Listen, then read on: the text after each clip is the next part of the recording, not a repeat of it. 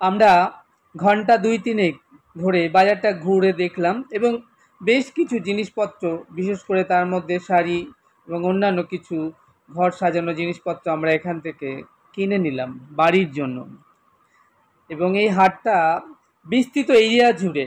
এখান থেকে কোপাই নদী যে তট, এই হাটটা আপনাকে সম্পূর্ণ ঘুরে দেখতে গেলে অন্তত ৪-৫ ঘন্টা লাগবে।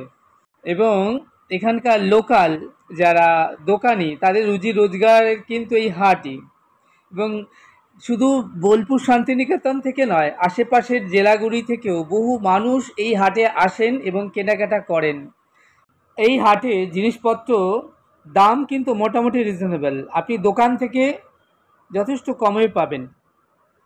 সেই কারণেই তো মানুষ এখানে আসেন, ভিড় করেন, যে একটু সুবিধা অথচ একটু ভালো কোয়ালিটির হস্তশিল্প জিনিস যদি এখান থেকে সংগ্রহ করা যায়। যাই হোক, আমরা হাটটা পুরো ঘুরলাম এবং আমি শ্যামসুন্দর আপনাদেরকে পুরো হাটটা ঘুরিয়ে দেখাচ্ছি। আপনারা দেখুন কি বিরাট, কি বিস্তৃত এই হাট।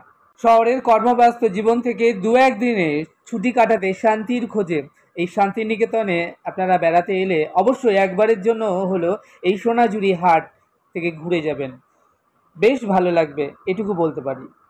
ঐতিহ্যবাহী এই সোনাঝুরি হাটে এলে কেনাকাটার সাথে আপনি এখানকার স্থানীয় আদিবাসীদের লোকনৃত্য, তার সাথে বাউল গান এবং সাঁওতালি নাচ দেখতে পাবেন।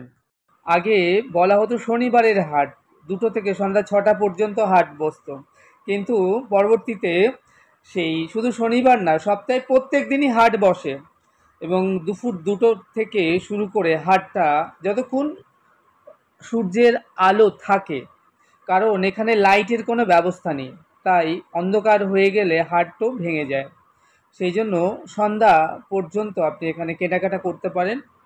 এছাড়া এখানে রয়েছে নানান রকম স্বাদের খাবার দাবার, মালপোয়া, পাটিসাপটা, পিঠে পুলি থেকে শুরু করে বাহারি রকম খাবার দাবারের এখানে আয়োজন রয়েছে, আপনি চাইলে সেগুলো চেখে দেখতে পারেন।